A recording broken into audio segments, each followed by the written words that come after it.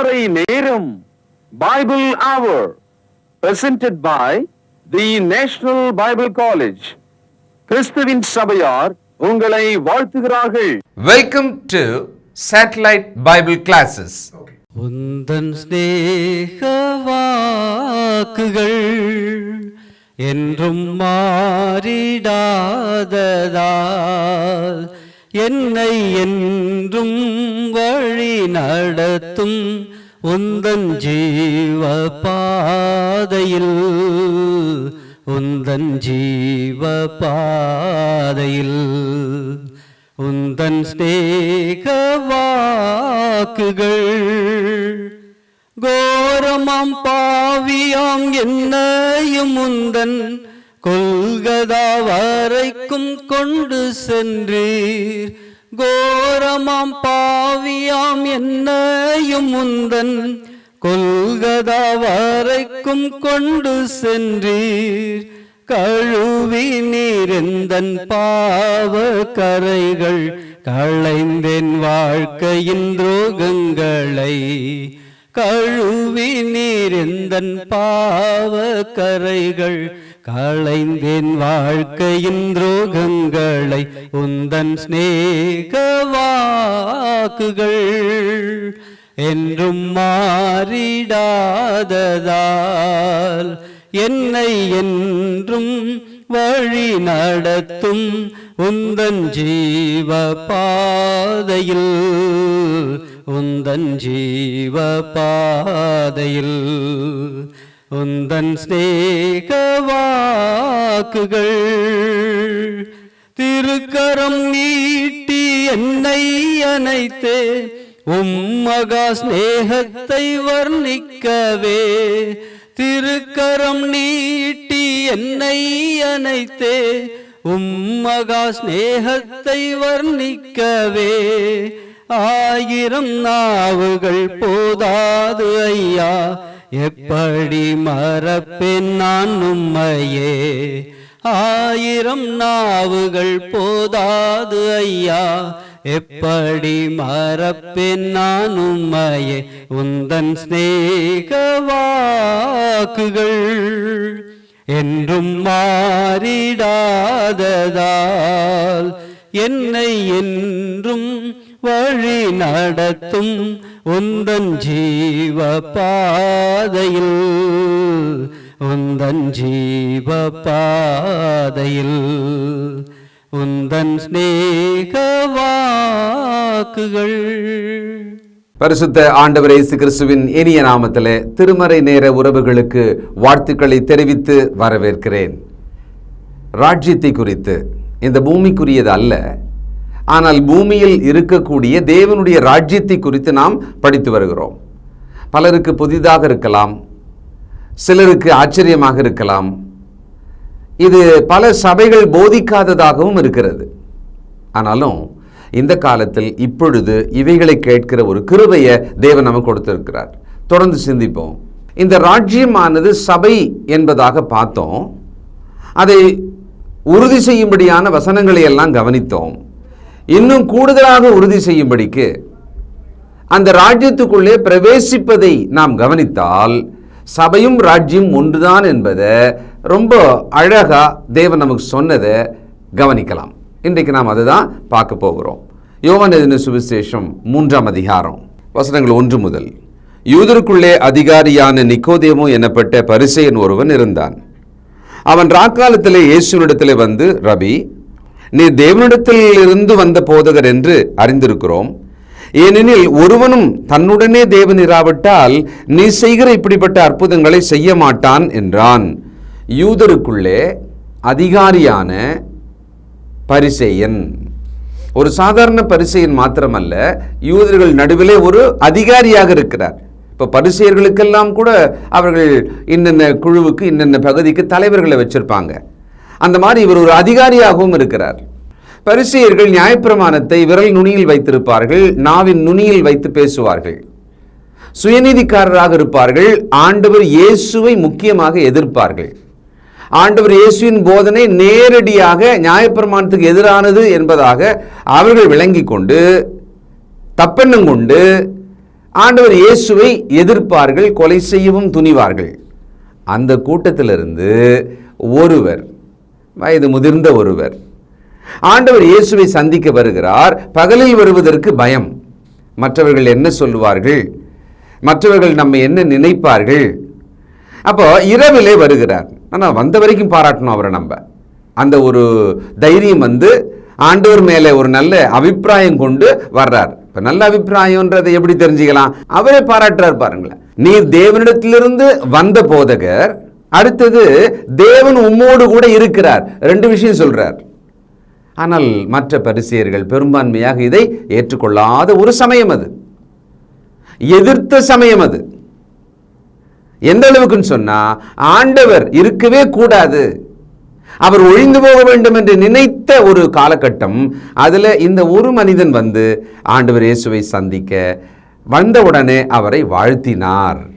ஆனா ஆண்டவரோ அந்த வாழ்த்தை ஏற்றுக்கொண்டதாகவோ மறுத்ததாகவோ எதுவுமே அதுக்கான ரியாக்ஷன், பிரதிபலிப்பு செய்யாமல் எடுத்த உடனே ஒரு சத்தியத்தை அவருக்கு கொடுக்கிறார். அவருக்கு ரொம்ப அவசியம். இப்போ மருத்துவர் அவசர சிகிச்சை செய்கிற நேரத்தில் அந்த ஒரு மனிதன் அவசரமாக உள்ளே அவர் கண்ணெதிரில் வந்த உடனே, பார்த்த உடனே இம்மீடியட்டா ஒரு மருந்தை செலுத்திடுவார். அப்போதான் அந்த மூச்சு நிற்காது, இரத்த ஓட்டம் நிற்கும், ஏதோ ஒன்று அங்கே முக்கிய காரணம் ஒன்று இருக்கும். எதையுமே பேசாமல் முதல்ல ஒரு உயிர் காக்கும் மருந்தை செலுத்திடுவாங்க. அதுபோல இங்கே ஆண்டவர் இயேசு ஒரு விஷயத்தை சொல்றார், நீ மறுபடியும் பிறக்க வேண்டும். 3ஆம் வசனம், இயேசு அவனுக்கு பிரதியுத்தரமாக, ஒருவன் மறுபடியும் பிறவாவிட்டால் தேவனுடைய ராஜ்யத்தை காண மாட்டான் என்று மெய்யாகவே மெய்யாகவே உனக்கு சொல்லுகிறேன் என்றார். அதாவது அந்த நிக்கோதேமு இப்படி ஒரு சந்திப்பை, அதில் இப்படி ஒரு உரையாடலை ஆண்டவரிடத்தில் எதிர்பார்த்திருப்பாரான்னு எனக்கு தெரியல. ஆனா அவருக்கு ஒரு முக்கியமான செய்தி, ஆண்டவர் இதுவரைக்கும் போதித்து கொண்டு வந்ததில் இருந்து அடுத்த கட்டமான ஒரு புதிய செய்தியை நிக்கோதேமினிடத்திலே பேசினார். இதுக்கு முன்னால் இதை பத்தி அவர் பேசல. இந்த நிக்கோதேமினிடத்திலே தான் அந்த புது சத்தியத்தை ஓபன் பண்ணி சொல்றார், மறுபடியும் பிறக்க வேண்டும். அப்போ முக்கியமா சொல்றாரு, மறுபடியும் பிறக்கலன்னா ராஜ்யத்துக்குள்ள நுழைய முடியாதுப்பா.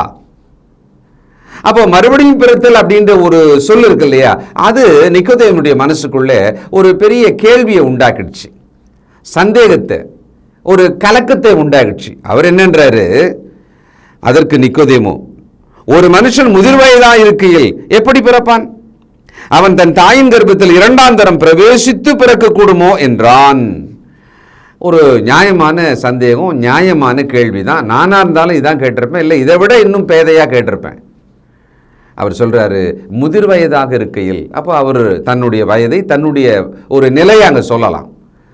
எப்படி தாயினுடைய கருவுக்குள்ளே, கர்ப்பத்துக்குள்ளே நுழைந்து மீண்டும் அவன் பிறக்க முடியும்? ஆண்டவர் ஒருத்தர்கிட்ட இப்படி புதுசா சொல்றாருன்னா, முதல் முறையா ஒரு ஆள் இப்படி கேட்கிறாருன்னா அவர் இதுதான் கேட்பார், இப்படிதான் ஒரு கேள்வியை கேட்பார். இந்த உரையாடல் இன்றைக்கு நம்மோடு பேசுகிறது. அப்ப ஆண்டவர் சொன்னார், 5ஆம் வசனம், இயேசு பிரதியுத்தரமாக, ஒருவன் ஜலத்தினாலும் ஆவியினாலும் பிறவாவிட்டால் தேவனுடைய ராஜ்யத்தில் பிரவேசிக்க மாட்டான் என்று மெய்யாகவே மெய்யாகவே உனக்கு சொல்லுகிறேன். ஒருவன் ஜலத்தினாலும் தண்ணீரினாலும் ஆவியினாலும் அவனுடைய ஆவியிலே அவன் பிறக்க வேண்டும். பரிசுத்த ஆவியின் புதிதாக்குதலாகிய ஆவியானவராலே அவன் பிறக்க வேண்டும். பரிசுத்த ஆவி இயேசுவின் இரத்தத்தை கொண்டு நம்மை கழுவி சுத்திகரிக்கிறார் என்கிற அந்த பிறப்பை அடைய வேண்டும். இதெல்லாம் உள்ளுக்குள்ள இருக்கிறது. பல இடங்களிலே வசனங்கள் இப்படித்தான் நமக்கு சொல்லி இருக்கிறது. அப்போ மறுபடியும் பிறக்க வேண்டும், ஆவியில் பிறக்க வேண்டும், அதை தண்ணீருக்குள் முழுகுவதால் பிறக்க வேண்டும். அப்படி பிறந்தால் இங்கே தண்ணீருக்குள்ளே முழுகி அங்கிருந்து எழுந்திருக்கிற ஒருவன் ராஜ்யத்துக்குள்ளே பிரவேசிக்கிறான், ராஜ்யத்துக்குள்ளே நுழைகிறான். நமக்கு தான் ஏற்கனவே தெரியுமே, ஞானஸ்தானம் எடுத்து சபையில சேருகிறோம் என்று. அப்போ இந்த ஞானஸ்தானம் எடுத்து சபையில சேருகிறோம் என்கிற விஷயத்திலே ராஜ்யத்தில் சேருகிறோம் என்பதும் சமம்தான். அதனால சபை என்று சொல்லப்படுவது தேவனுடைய ராஜ்யம், அன்பின் குமாரனுடைய ராஜ்யம். அது இந்த பூமியில் இருக்கும் பொழுது சபை என்று அழைக்கப்படுகிறது. இவ்வளவுதான். அது அப்படியே பரலோகத்துக்கு போய்விடுமானால் அது நித்திய ராஜ்யம், பரலோக ராஜ்யம் என்று அந்த நித்திய ராஜ்யம், பரலோக ராஜ்யம் என்று அழைக்கப்படும். இந்த பூமியிலே பரலோக ராஜ்யம்தான், தேவனுடைய ராஜ்யம்தான். ஆனால் சபையாக இந்த பூமியில் ஸ்தாபிக்கப்பட்டு அது வளர்ந்து கொண்டிருக்கிறது. அதற்குள்ளே ஒருவர் பிரவேசிக்க வேண்டுமானால் அவர் மறுபடியும் பிறந்து பிரவேசிக்க வேண்டும். எப்படி மறுபடியும் பிறக்கிறதுன்னு கேட்டா, ஜலத்தினாலே, தண்ணீருக்குள் முழுகுவதினாலே அவர் தன் ஆவியிலே பிறக்க வேண்டும். ஆவியானவர் அந்த பிறப்பை அவனுக்கு கொடுக்கிறார். இந்த சத்தியத்தை நாம் விளங்கி கொள்ளணும். நான் தான் ஞானஸ்தானம் எடுத்துட்டேனே, அப்போ நான் ராஜ்யத்தில் தானே இருக்கிறேன் அப்படின்னு நீங்கள் நினைக்கிறது எனக்கு புரியுது. ஆனால் இந்த ராஜ்யத்தை பற்றிய சத்தியமே தெரியல. நீங்கள் ஞானஸ்தானம் ஒருவேளை மூழ்கி எடுத்திருக்கலாம், ஆனால் மனித நிறுவனங்களில் இருக்கிறீர்கள், மனித அமைப்புகளுக்குள் இருக்கிறீர்கள், மனிதன் சபை என்று சொன்னதில் இருக்கிறீர்கள், மனிதனின் மதத்தில் இருக்கிறீர்கள். நல்லா யோசனை பண்ணி பாருங்க. இதுவரைக்கும் கேட்ட இத்தனை நாட்கள் சத்தியங்கள் எல்லாம் ஒன்றா மனசில் வச்சுக்கிட்டு இதெல்லாம் கேட்டு இதெல்லாம் கவனித்து பாவ மன்னிப்புக்கென்று நாம் இந்த ஞானஸ்தானத்தை எடுத்து இந்த ராஜ்யமாகிய சபைக்குள்ளே கிறிஸ்துவின் உபதேசத்துக்குள்ளே தான் இருக்கிறோமா?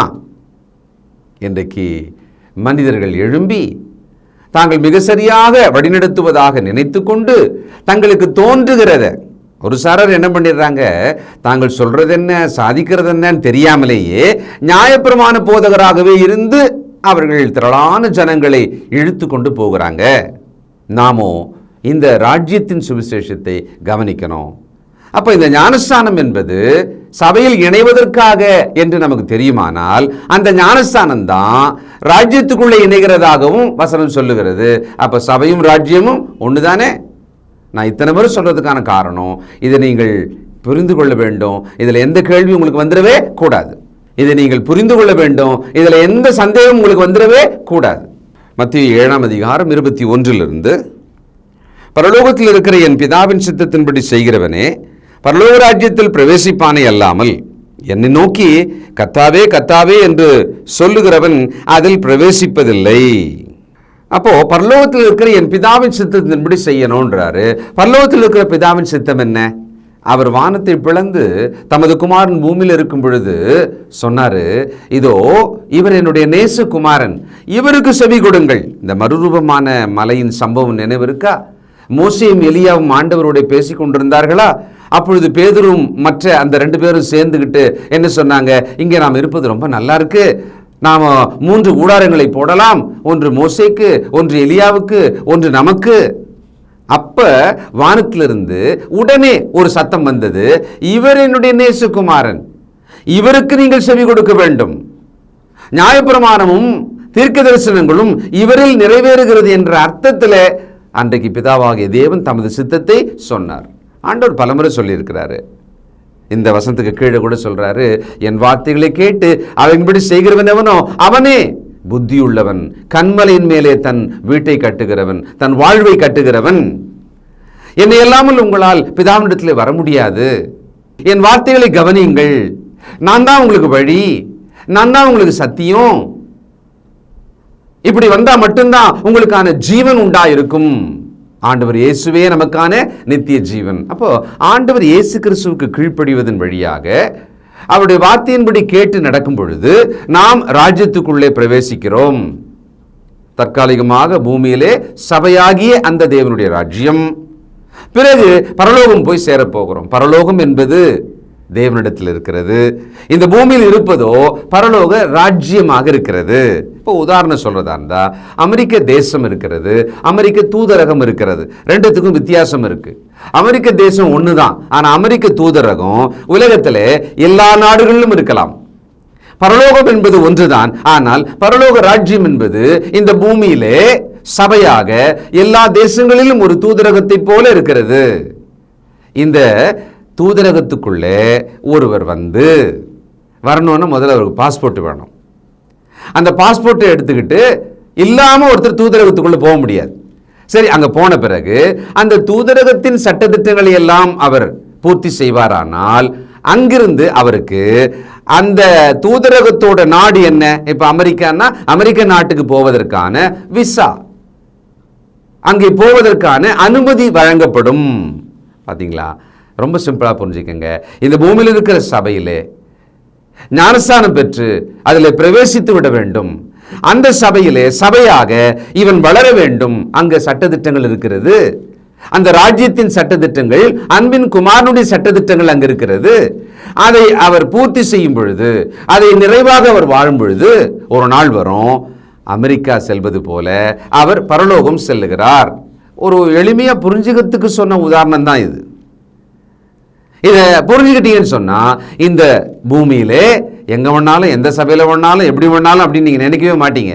ஆஹா, பரலோகம் போக வேண்டுமானால் பரலோக ராஜ்யமாகிய சபையில் அல்லவா இருக்க வேண்டும் அப்படின்ற ஒரு தெளிவு நமக்கு உண்டாகும். ராஜ்யத்தின் மன்றம் அப்படின்னு சொல்லிட்டு இந்த பூமியவே பரலோகமாக மாறப்போகிறது என்று யெகோவாவின் சாட்சிக்காரர்கள் சொல்லிட்டு இருக்காங்க. அவர்கள் அதை பூமிக்குரியதாகவே மறுபடியும் பார்க்கறாங்க. இல்லை, தேவன் ரொம்ப தெளிவா சொல்றாரு, ஆண்டவர் ரொம்ப தெளிவா நமக்கு சொல்லியிருக்கிறாரு.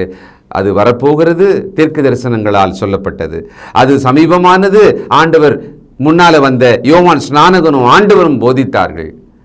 அது எப்படிப்பட்டது? ஊமைகளால், பல ஊமைகளால் ஆண்டவர் நம்மோடு பேசினார். எப்படி வரப்போகிறது ரொம்ப தெளிவா அடையாளம் சொன்னார். இப்படி வரும், பலத்தோட வரும். அதுக்கு பிறகு அந்த பரிசுத்த ஆவியானவருடைய வழிநடத்தலாலே இந்த ராஜ்யமானது ஸ்தாபிக்கப்பட்டு அது வளர்ந்து ஒரு நாள் அந்த ராஜ்யம் பிதாவினிடத்திலே ஒப்பு கொடுக்கப்படும். இதெல்லாம் நம்ம ஏற்கனவே பார்த்துட்டோம். அப்ப இந்த ராஜ்யம் அதற்குள்ளே பிரவேசிக்க வேண்டுமானால் ஞானஸ்தானம் பெறணும். சபை அதற்குள் பிரவேசிக்க வேண்டுமானால் ஞானஸ்தானம் பெற வேண்டும். இது ரெண்டும் வேற வேறையா இருக்க வாய்ப்பு இருக்கா? ஒரே ஞானஸ்தானம் தான், ஒரே ராஜ்யம் தான், ஒரே சபை தானே. அப்ப சபை ராஜ்யம் என்பது ஒன்றுதான், வெவ்வேறு வார்த்தைகளாலே சொல்லப்படுகிறது. இப்ப இதை கேட்டுக்கிட்டே வந்தோம் இல்லையா? நம்ம மனசுக்குள்ள ஒரு மாற்றம், நம்ம மனசுக்குள்ள இதுதான், இது சரி அப்படின்ற மாதிரி எண்ணம் வருகிறதா? அப்ப ஒரு மனமாற்றம் தேவைப்படுகிறது. மார்க் 1:15 காலம் நிறைவேறிற்று, தேவனுடைய ராஜ்யம் சமீபமாயிற்று, மனம் திரும்பி சுவிசேஷத்தை விசுவாசியுங்கள் என்றார். மனம் திரும்புதல் தேவை. பழைய பாரம்பரியத்திலிருந்து, வேத புரட்டி நின்று, விக்கிரக ஆராதனை நின்று, நம்முடைய சொந்த அபிப்பிராயங்களில் நின்று, என் மனசுக்கு இது சரியாதான் படுதுன்னு அபிப்பிராயங்கள் வச்சிருக்கிறோமா இல்லையா? என் மனசாட்சி சரியா இருக்கு அப்படின்னு நாம அதுல உறுதியா இருக்கிறோமா இல்லையா? இதெல்லாத்தையும் தூர தள்ளி போட்டுட்டு ஆண்டவர் இயேசு இதை சொன்னார், அவர் வார்த்தை எப்படி சொல்லி இருக்கிறது, அதற்கு நான் கீழ்ப்படிய போகிறேன். இந்த மனம் திரும்புதல் தேவை. ராஜ்யத்தின் சுவிசேஷத்தை கேளுங்கள், அதை விசுவாசியுங்கள். விசுவாசித்து நீங்கள் கீழ்ப்படிய வேண்டும். மத்தேயு 18:3 நீங்கள் மனம் திரும்பி பிள்ளைகளைப் போல் ஆகாவிட்டால் பரலோக ராஜ்யத்தில் பிரவேசிக்க மாட்டீர்கள் என்று மெய்யாகவே உங்களுக்கு சொல்லுகிறேன். பரலோக ராஜ்யத்தில் பிரவேசிப்பதை பற்றி பேசிக்கொண்டே வந்திருக்கிறார். அப்போ பிள்ளை போல நீங்க இருக்கணும். அந்த பிள்ளை என்ன செய்யும்னா சொல்வதை ஆராய்ந்து பார்க்காமல் ஏற்றுக்கொள்ளும். இந்த இடத்துல நீங்க ஆராய்ஞ்சு பார்க்காதீங்கன்னு நான் சொல்ல வரல. அந்த பிள்ளை அப்படியே விசுவாசிக்கும், அப்படியே ஏற்றுக்கொள்ளும். பார்த்தீங்களா? அந்த பிள்ளை மனது நமக்கு தேவை. ஆண்டவர் சொன்னார் என்பதனாலே அதை விசுவாசிக்கும் மனது நமக்கு தேவை. சில நேரங்களில் நாம பல வகையில் ஆராய்ந்து பார்த்து குழம்பி சரியான சத்தியத்துக்கு வர முடியாமலே போயிடுறோம். இன்னைக்கு அப்படித்தான் நிறைய பேர் இருக்காங்க. நான் எல்லாம் பார்த்துட்டேன், எல்லா சபையும் ஏறி இறங்கிட்டேன், எதுவுமே சரியில்லை, நான் சபைக்கே போறதில்லை, நான் பாட்டுக்கு தனியாக இருக்கிறேன் அப்படின்னு நினைக்கிறாங்க. இல்லை, இந்த ராஜ்யமாகிய சபைக்குள்ளே ஒருவர் வந்து வாழ்ந்து அவர் நிறைவாக வாழும் பொழுது மட்டும்தான் அவர் பரலோகம் போக முடியும். 4 ஆகையால் இந்த பிள்ளையை போல தன்னை தாழ்த்துகிறவன் எவனோ அவனே பரலோக ராஜ்யத்தில் பெரியவனாயிருப்பான். அந்த பிள்ளை உதாரணத்தில் பார்த்தீங்கன்னா தாழ்மையாக ஏற்றுக்கொள்ளும். தகப்பன் தாய் சொல்லும் பொழுது, பெரியவர்கள் சொல்லும் பொழுது அந்த பிள்ளை தாழ்மையாக ஏற்றுக்கொள்ளும். இந்த மனம் திரும்புதலோட தாழ்மை என்கிற தன்மை தான் நமக்கு தேவைப்படுகிறது. நாம் இதுவரைக்கும் கேட்ட சத்தியத்தை இப்படி இருக்கா, ஆச்சரியமா இருக்கே, இது உண்மை, இந்த வசனங்கள் இப்படித்தானே சொல்லுகிறது அப்படின்லாம் நமக்கு ஒரு எண்ணம் வந்திருக்குமா இல்லையா? நீங்கள் தாழ்மையா இருந்தால் மட்டும்தான் கீழ்ப்படிய முடியும். தாழ்மை இல்லாதவர்கள் இதை ஒரு வித்தியாசம் அப்படின்னு சொல்லி பார்த்துருவாங்க, நல்லா இருக்கு அப்படின்வாங்க, அப்ரிஷியேட் பண்ணுவாங்க. ஓ, யாருமே போதிக்கல, இது ரொம்ப அழகா இருக்கு, நம்ம கேட்டதே இல்லை, இது நல்ல சத்தியம்தான் அப்படின்னு வெறுமனே அறிவு சார்பாக பார்த்து அதை விட்டுருவாங்க. உங்கள் ஆத்தும ரட்சிப்புக்கு ஏற்ற சுவிசேஷம், ராஜ்யத்தின் சுவிசேஷம் இதுதான். ராஜ்யத்தை அடையாளம் காட்டி கொண்டிருக்கிறேன், நீங்கள் ராஜ்யத்தை அடையாளம் கண்டு கொண்டிருக்கிறீர்கள். அப்போஸ்தலர் நடபடிகள் 3:19-20 ஆனபடியினாலே கர்த்தருடைய சன்னிதானத்திலிருந்து இளைப்பாறுதலின் காலங்கள் வரும்படிக்கு முன்னே குறிக்கப்பட்ட இயேசு கிறிஸ்துவை அவர் உங்களிடத்தில் அனுப்பும்படிக்கும் உங்கள் பாவங்கள் நிவர்த்தி செய்யப்படும் பொருட்டு நீங்கள் மனந்திரும்பி குணப்படுங்கள். நீங்கள் மனந்திரும்பி குணப்படுங்கள். அப்போ இந்த சத்தியத்தை கேட்கிற நாம் மனம் திரும்பி இந்த மெய்யான சத்தியத்துக்கு, ராஜ்யத்தின் சுவிசேஷத்தை விசுவாசிக்கும் அந்த ஒரு மனம் திரும்புதல் நமக்கு தேவைப்படுகிறது. அப்பதான் நாம் கீழ்ப்படிந்து தாழ்மையாக பிள்ளைகளைப் போல இருந்து அந்த ராஜ்யத்துக்குள்ளே பிரவேசிக்க முடியும். 2 பேதுரு 1:4 இச்சையினால் உலகத்தில் உண்டான கேட்டுக்கு தப்பி திவ்ய சுபாவத்திற்கு பங்குள்ளவர்களாகும் பொருட்டு மகாமேன்மையும் அருமையுமான வாக்குத்தத்தங்களும் அவைகளினாலே நமக்கு அளிக்கப்பட்டிருக்கிறது. திவ்ய சுபாவம், தெய்வீக சுபாவம், தேவனுடைய ராஜ்யத்துக்குள்ளே, ராஜாதி ராஜாவாகிய இயேசு கிறிஸ்துவுக்குள்ளே அவருடைய வார்த்தைகளை கேட்டு நாம் அந்த ராஜ்யத்தின் மக்களாக வாழணும் பொழுது நமக்கு எந்த சுபாவம் தேவையா? தெய்வீக சுபாவம். அதிலே வளருவதற்காக அந்த தெய்வீக சுபாவத்திலே வளர்ந்து நாம் பூரணமாகும் பொழுது நாம் தேவனோடு இருக்கும்படியாக செல்ல போகிறோம். அப்ப அந்த தெய்வீக சுபாவத்துக்கு பங்குள்ளவர்கள் ஆக வேண்டும் என்பதற்காக தேவன் அந்த பரலோகம் என்ற ஒரு நித்திய இடத்துக்கு அழைக்கிறதுக்கு முன்னால பரலோக ராஜ்யம் என்ற சபையை இந்த பூமியிலே ஸ்தாபித்து அதற்கான சட்டதிட்டங்களை கொடுத்து நம்மை பரிசுத்தப்படுத்தி நம்மை சுத்திகரித்து தாம் பரிசுத்தரா இருக்கிறது போல நாமும் பரிசுத்தரா இருக்க வேண்டும் என்று நம்மை அழைத்து, இந்த பரிசுத்த அழைப்பினாலே அழைத்து இந்த ராஜ்யமாகிய சபைக்குள்ளே நாம் ஒரு பூரண புருஷராக வேண்டும் என்று தேவன் நம்மளை வச்சிருக்கிறார். அப்படி ஞானஸ்தானத்தின் வழியாக இந்த சபையாகிய தேவனுடைய ராஜ்யம், அன்பின் குமாரனுடைய ராஜ்யத்துக்குள்ளே பிரவேசிக்கிற ஒருவர் கவனமாக நித்திய ராஜ்யம் பரலோகம் போறோம் இல்லையா, அதை போறதுக்கான எல்லா வேலையும் பார்க்கணும். அதுக்கான எல்லா ஏற்பாடும் செஞ்சுக்கிட்டே இருக்கணும். அது என்னது? 5 இப்படி இருக்க நீங்கள் அதிக ஜாக்கிரதை உள்ளவர்களாய் உங்கள் விசுவாசத்தோட தைரியத்தை, தைரியத்தோட ஞானத்தை, ஞானத்தோட இச்சையடக்கத்தை, இச்சையடக்கத்தோட பொறுமையை, பொறுமையோட தேவ பக்தியை, தேவ பக்தியோட சகோதர சிநேகத்தை, சகோதர சிநேகத்தோட அன்பை கூட்டி வழங்குங்கள். Increase and abound every day. இதை பண்ணிக்கிட்டே இருக்கணும்னா அப்பதான் தெய்வீக சுபாவம் நமக்குள்ளே வரும். அப்படி பண்ணலைன்னா இந்த அழைப்புக்கு பாத்திரவான்கள் அப்படின்ற ஒரு இடத்தை விட்டு தகுதி இழந்து போயிடுவோம். அப்படி நாம் இவைகள் உண்டாயிருந்து பெருகினால் இதை கரெக்டாக நம்ம பண்ணிக்கிட்டே வந்தோம்னா, பண்ணணும்னா ராஜ்யத்துக்குள்ள இருக்கணும், ராஜ்யத்தின் மக்களாக நாம் வளரணும், ராஜ்யத்தின் சட்டத்திட்டங்களுக்கு உட்பட்டவர்களாக நாம் தினந்தோறும் நடக்கணும். அப்படி இருந்தால் 11 இவ்விதமாய் நம்முடைய கர்த்தரும் இரட்சகருமாகிய இயேசு கிறிஸ்துவினுடைய நித்திய ராஜ்யத்துக்கு உட்படும் பிரவேசம் உங்களுக்கு பரிபூர்ணமாய் அளிக்கப்படும். பாத்தீங்களா? நித்திய ராஜ்யமாகிய பரலோகத்தில் போய் சேருவதற்கு முன்னாலே தற்காலிகமாக இந்த பூமியிலே சபையாகிய அன்பின் குமாரனின் ராஜ்யம், புதிய உடன்படிக்கையின் சட்டங்கள், அவரே ராஜாதி ராஜாவாக இருக்கிறார். அதற்குள்ள நாம பிரஜைகளாக, குடிமக்களாக, அதுவும் எப்படி இருக்கிறோம்? ராஜரீகமான ஆசாரிய கூட்டமாக, தேவனுடைய சொந்த ஜனமாக, பரிசுத்த ஜாதியாக, அவருடைய புண்ணியங்களை அறிவிப்பவர்களாக, இப்படியெல்லாம் நம்மளை தகுதிப்படுத்தி கொண்டு வந்து அவருடைய வீட்டில், அவருடைய சபையில், அந்த ராஜ்யத்துக்குள்ள தேவன் நம்மளை வைக்கிறார். இதற்குள் நீங்கள் இருக்கிறீங்களா? சிந்திங்க. 12 இது நிமித்தம் இவைகளை நீங்கள் அறிந்தும் நீங்கள் இப்பொழுது அறிந்திருக்கிற சத்தியத்தில் உறுதிப்பட்டிருந்தும் உங்களுக்கு இவைகளை எப்பொழுதும் நினைப்பூட்ட நான் அசதியாயிரேன். பாருங்க, பேதுரு அந்த பெந்தகோஸ்து தினத்தன்னைக்கு சபையை ஸ்தாபிக்கும் சாவியை, வசனங்களை கையில் வைத்துக்கொண்டு அன்னைக்கு அந்த சபையை அங்க ஸ்தாபனம் பண்ணும் பொழுது அவர் எழுந்து நின்று பிரசங்கித்தார். 3000 பேர் கீழ்ப்படிஞ்சாங்க. பார்த்தீங்களா? அந்த தன்னுடைய பொறுப்பை இந்த நிருபத்தின் வழியாக சொல்லி முடிக்கிறார். நான் அசதியா இருக்க மாட்டேன், நீங்கள் இதை எப்பொழுதுமே கவனம் வச்சுக்கணும், ஜாக்கிரதையா இருங்க, உங்க அழைப்பை தெரிந்து கொள்ளுதல தகுதியா வச்சுக்கங்க எப்பொழுதுமே. அதனால ஏதோ ஒரு சபையில் இருக்கோம், வீட்டு பக்கத்தில் இருக்கு, பெருசா இருக்கு, பிரம்மாண்டமா இருக்கு, நிறைய பேர் போறாங்க, இதெல்லாம் கர்த்தருடைய வசனமா? இப்ப நான் சொன்னதெல்லாம் தேவன் அங்கீகரிக்கிற விஷயமா? அவருடைய வார்த்தையின்படி இருக்கிற ராஜ்யமாகிய சபையிலே நாம் இருக்கிறோமா? கிறிஸ்துவின் சரீரமான சபையிலே நம்மை ஒப்பு கொடுத்து ராஜ்யத்தின் மக்களாக நாம் வாழ வேண்டும்.